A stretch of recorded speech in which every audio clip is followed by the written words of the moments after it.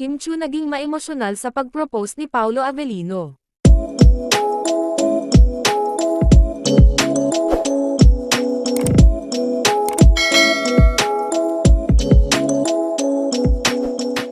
Naging emosyonal si Kim Chu nang mag-propose si Paolo Avellino sa isang intimate na dinner date.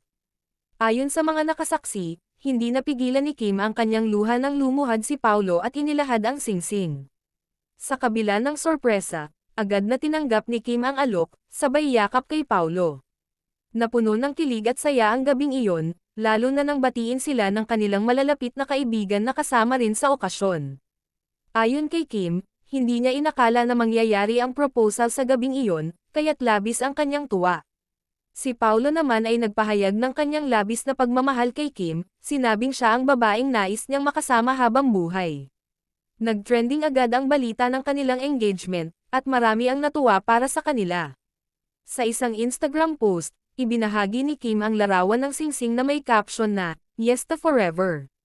Panipi, ngayon, abala na ang dalawa sa paghahanda para sa kanilang nalalapit na kasal. Ay hanggang dito na lang muna ang balita namin ngayon. Kung nagustuhan mo ang aming video, huwag mong kalimutan mag-subscribe at mag-like para updated ka sa susunod pang mga balita.